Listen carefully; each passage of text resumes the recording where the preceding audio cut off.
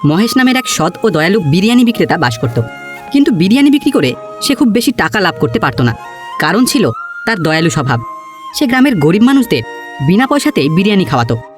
আরে খাও খাও, আমি তোমার কাছ থেকে কোনো টাকা নেব না, তুমি পেট ভরে খাও। অনেক ধন্যবাদ মহেশ দাদা তোমাকে। তুমি আমাদের মতো গরিব মানুষদের কাছ থেকে কোনো টাকা পয়সা নাও না বলেই আমরা মাঝে মধ্যে তোমার কাছ থেকে বিরিয়ানি খেতে পারি। আর তোমার মতো দয়ালু মানুষ আছে বলেই তো আমরা এখনো বেঁচে আছি। আরে না না ভাই, কি যে বলো তুমি। আবার যখন বিরিয়ানি খেতে ইচ্ছে হবে আমার কাছে চলে এসো। আচ্ছা মহেশ দাদা, আমি তাহলে এখন আসি। হ্যাঁ ভাই, এসো।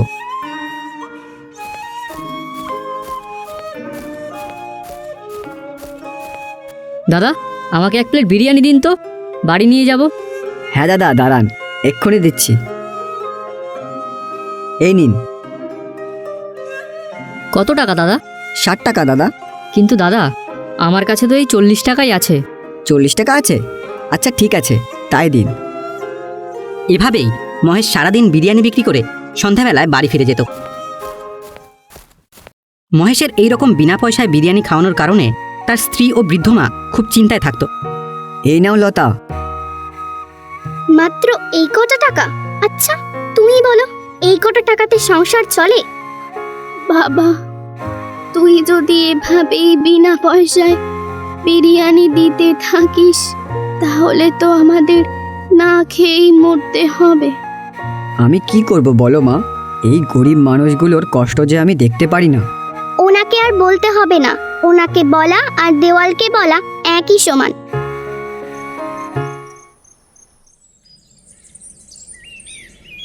মহেশের দোকানের পাশেই হারান নামের এক লোভী আর দুষ্টু বিরিয়ানি বিক্রেতা ছিল।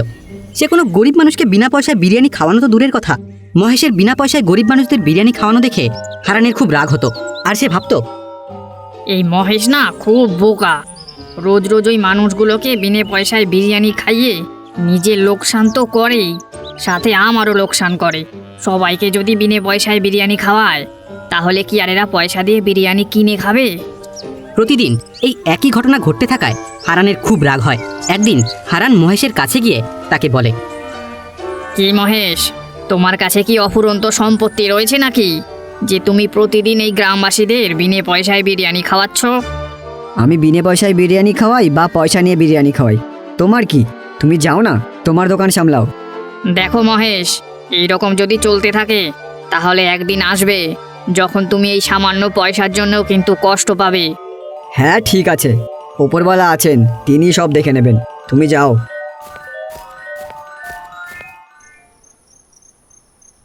এভাবেই কেটে যায় বেশ কিছুদিন। হঠাৎ একদিন মহেশের মায়ের খুব শরীর খারাপ হয়। মহেশ তার মাকে হাসপাতালে ভর্তি করে।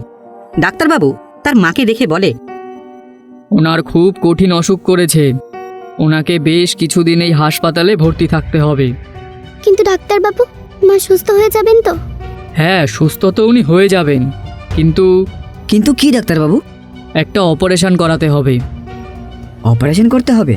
তা ডাক্তারবাবু, এই অপারেশন করতে কত টাকা খরচা হবে? তা প্রায় 50,000 টাকা লাগবে। 50,000? সে তো অনেক টাকা। ডাক্তারবাবু, আমি একজন গরিব মানুষ, আমি এতগুলো টাকা কোথায় পাবো? আপনি আমার মায়ের অপারেশনটা বিনামূল্যে করিয়ে দিন ডাক্তারবাবু। আরে ভাই, আমি একজন ডাক্তার, কোনো জমিদার না যে তোমার মায়ের অপারেশনটা বিনা পয়সায় করিয়ে দেব। এরপর মহেশ অনেক লোকের কাছে টাকা ধার চায়, কিন্তু কেউ তাকে টাকা দিতে চায় না। সে খালি হাতে বাড়ি ফিরে আসে। মহেশ টাকা জোগাড় করতে না পারায় মহেশের স্ত্রী লতা তাকে বলে, তোমাকে কতবার বলেছি গরিবদের বিনা পয়সায় বিরিয়ানি না খাওয়াতে, কিন্তু তুমি তো আমার কোনো কথাই শোনো না। এখন তুমি 50,000 টাকা কোথা থেকে জোগাড় করবে বলো তো? লতা, তুমি ওই গরিব মানুষগুলোর দোষ কেন দিচ্ছ? কোনো মানুষকে সামান্য সাহায্য করলে কেউ গরিব হয়ে যায় না। কিন্তু এই বিপদের সময় কই তোমাকে তো কেউ সাহায্য করতে আসলো না। মহেশ, ও মহেশ, তা বাড়িতে আছো? আরে হারান, তুমি এখানে এই সময়? বলো, কি বলবে? শুনলাম তোমার মায়ের নাকি খুব শরীর খারাপ। হ্যাঁ ঠিকই শুনেছ। আরে তুমি চিন্তা করো না মহেশ ভাই, তোমার মায়ের অপারেশন ঠিক হয়ে যাবে। কিন্তু কি করে হবে? মায়ের অপারেশন করাতে গেলে 50,000 টাকা লাগবে। দেখো মহেশ ভাই, আমি তো আর এত বড় লোক নই যে তোমাকে 50,000 টাকা দিয়ে দেব। তবে হ্যাঁ, নায়েব মশাইকে বলে আমি তোমার জন্য 50,000 টাকার ব্যবস্থা করতে পারি। অনেক ধন্যবাদ হারান্দা তোমাকে।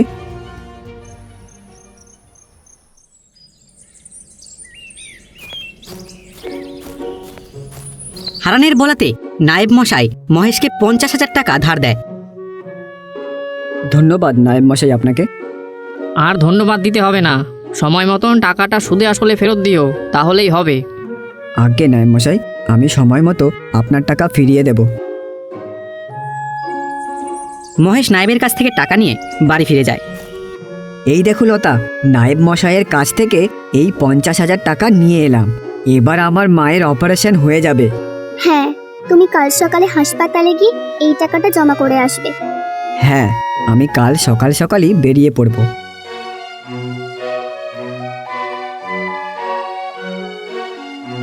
পরের দিন সকালে মহেশ হাসপাতালে যায় এবং অপারেশনের টাকা জমা দিয়ে দেয়। কয়েকদিন পর মহেশের মা সুস্থ হয়ে বাড়ি ফিরে আসে। দেখ বাবা, এখন তো তোর মাথায় অনেক টাকার ঋণ রয়েছে। এইবার থেকে তুই তোর ব্যবসাটাকে একটু শক্ত হাতে ধর। মানুষকে বিনা পয়সায় বিরিয়ানি খাওয়াস না বাবা। হ্যাঁ মা, তুমি ঠিক বলেছ। এবার আমি আমার ব্যবসা মন দিয়ে করব। বাজারে গিয়ে সে বিরিয়ানি বিক্রি করতে থাকে। দাদা, আমাকে 1 প্লেট বিরিয়ানি দিন তো। হ্যাঁ দাদা, দাঁড়ান, এক্ষুনি দিচ্ছি। এই নিন।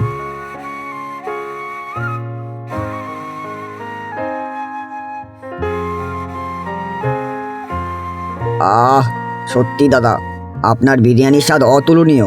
খুব ভালো লাগলো খেয়ে। ধন্যবাদ দাদা। কিছুক্ষণ পর মহেশের দোকানে একজন গরিব ব্যক্তি আসে। দাদা, আমার কাছে কোনো টাকা নেই, কিন্তু আমার খুব খিদে পেয়েছে। কিছু খেতে দেবেন দাদা? আপনার কাছে টাকা নেই? দিন না দাদা, আমার খুব খিদে পেয়েছে। মহেশ তার কষ্ট দেখতে না পেরে তাকে 1 প্লেট বিরিয়ানি খেতে দেয়। মহেশকে বিনা পয়সায় বিরিয়ানি খাওয়াতে দেখে তার পাশের দোকানদার হারান মনে মনে ভাবে, খাওয়াও মহেশ, খাওয়াও। এবার আমিও দেখব তুমি কেমন করে নায়েব মশাইয়ের টাকা শোধ করো। না, আমি বরং একবার নায়েব মশাইয়ের বাড়ি যাই, ওনাকে গিয়ে বলি মহেশের ধারের টাকা শোধ করার সময় তো চলে এসেছে।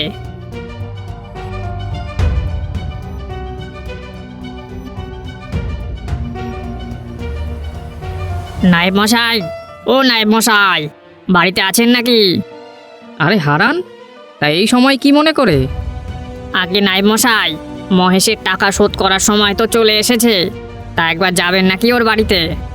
আরে হ্যাঁ, যাব, তবে আজ নয়, কাল সকালে যাব। তুমি এখন যাও।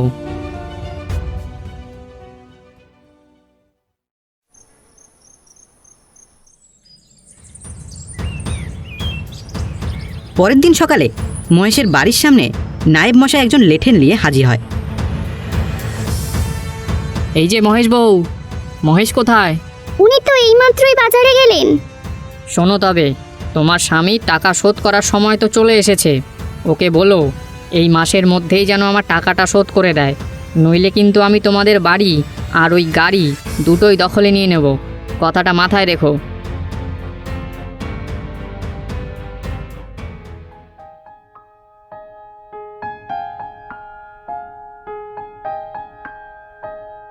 এ কি মা, লতা, তোমরা এমনভাবে বসে আছো কেন? কি হয়েছে? আজ নায়েব মশাই এসেছিলেন বাড়িতে। কি বললেন?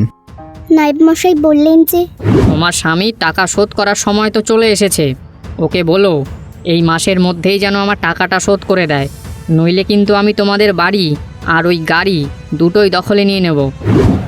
এখন 1 সপ্তাহের মধ্যে এতগুলো টাকা তুমি কোথা থেকে জোগাড় করবে? এই জন্যেই তো তোকে আমি বারবার করে বলেছি, বাবা বিনে পয়সায় বিরিয়ানি খাওয়াসনি। কে শোনে কার কথা? এইসব কথা শুনে মহেশ খুব চিন্তায় পড়ে যায়। সে আর কোনো উপায় ভেবে না পেয়ে তার ঠেলা গাড়ি নিয়ে বাজারের দিকে রওনা দেয় বিরিয়ানি বিক্রি করতে। বাজারে এসে দোকান খুলতেই মহেশের দোকানে এক গরিব লোক এসে বিরিয়ানি খেতে চায়। মহেশ তাকে 1 প্লেট বিরিয়ানি খেতে দেয়। এভাবেই সারাদিন তার দোকানে গরিব লোকেরা আসতে থাকে আর বিনে পয়সায় বিরিয়ানি খেতে থাকে। এভাবেই গরিব লোকেদের বিরিয়ানি খাওয়াতে খাওয়াতে মহেশের বিরিয়ানি প্রায় শেষ হয়ে যায়। এইসব দেখে পাশের বিরিয়ানির বিক্রেতা হারান বলে, হা হা হা হা হা। রোজ যদি এভাবেই চলতে থাকে তাহলে তো নায়েবের টাকা মহেশ কোনোদিনও শোধ করতে পারবে না। আর যদি টাকা শোধ করতে না পারে তবে মহেশের দোকান নায়েব মশাই কবজা করে নেবেন।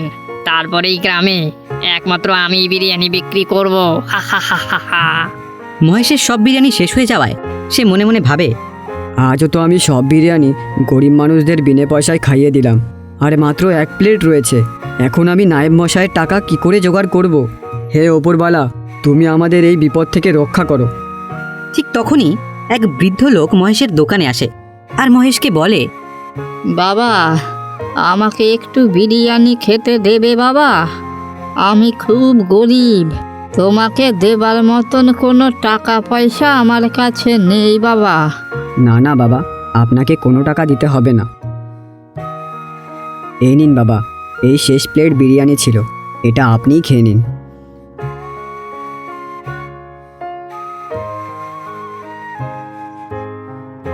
অনেক ধন্যবাদ বাবা তোমাকে। আজ তোমার জন্য একটু পেট ভরে খেতে পারলাম। কিন্তু বাবা, তোমাকে এত চিন্তিত দেখাচ্ছে কেন? হ্যাঁ বাবা, মায়ের চিকিৎসার জন্য নায়েব মশাইয়ের কাছ থেকে 50,000 টাকা নিয়েছিলাম। সেই টাকা শোধ করার সময় চলে এসেছে, কিন্তু বাবা আমার কাছে শোধ করার মতো টাকা নেই। নায়েব মশাই বলেছেন যদি টাকা আমি শোধ করতে না পারি তবে তিনি আমার এই ঠেলা গাড়ি আর আমার বাড়ি নিজের দখলে নিয়ে নেবে। এখন আমি কি করব বুঝতে পারছি না।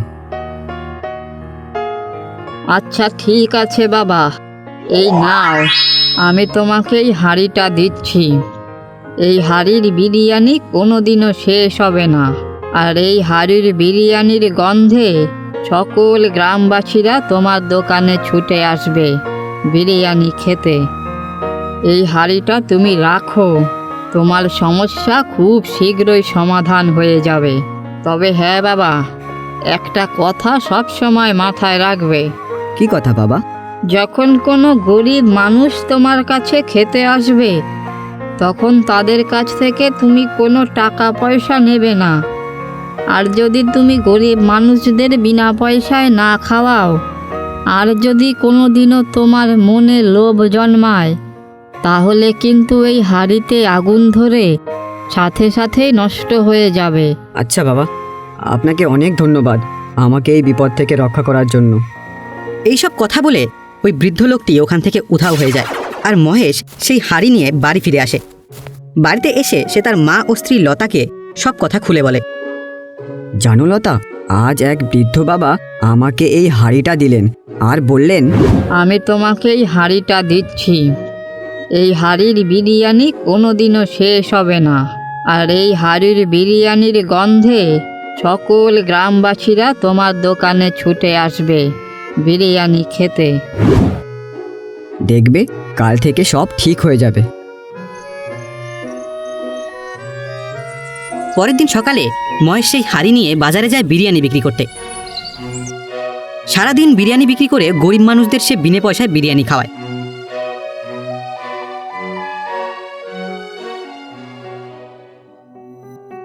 তাও তার বিরিয়ানি শেষ হয় না।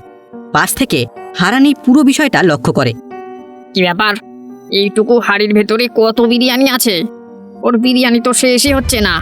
না, ব্যাপারটা তো মোটেই ভালো লাগছে না। হারানের মহেশের ওই হাড়ির ওপর সন্দেহ হয়। সেদিন রাতে হারান মহেশের বাড়ির পেছনের জানলা দিয়ে উকি দিয়ে শোনে। বুঝলে মা, ওই বৃদ্ধ বাবা ঠিকই বলেছেন, এই হাঁড়ির বিরিয়ানি শেষ হবে না কোনো দিনও।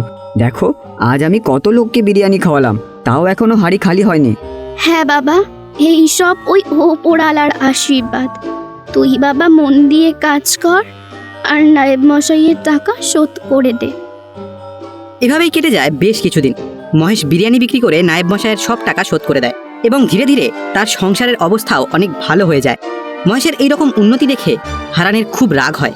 সে ভাবে, না, এই মহেশকে আমার শায়েস্তা করতে হবে। ওর জন্যই গ্রামের কেউ আমার দোকানে বিরিয়ানি খেতে আসে না। এবার তো আমার মনে হচ্ছে আমাকে ওর বিরিয়ানির হাঁড়িটাই চুরি করতে হবে। আজ রাতেই যাব। হারান সেদিন রাতে মহেশের বাড়ি যায়।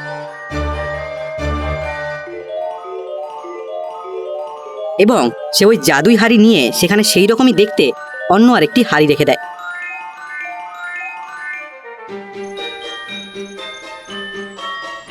পরের দিন সকালে তারা দুজনেই তাদের দোকান খোলে আর সেই জাদুই হাড়ি দিয়ে সুগন্ধ বের হয়।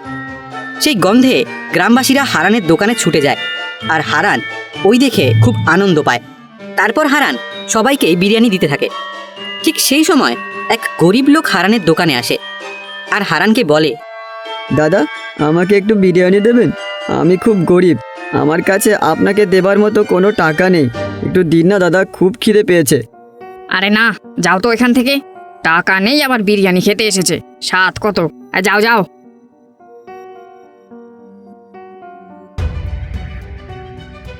হারান ওই গরিব লোকটিকে তাড়িয়ে দিতেই তার বিরিয়ানির হাঁড়িতে আগুন ধরে যায় আর সবার প্লেটের বিরিয়ানি কালো হয়ে যায়।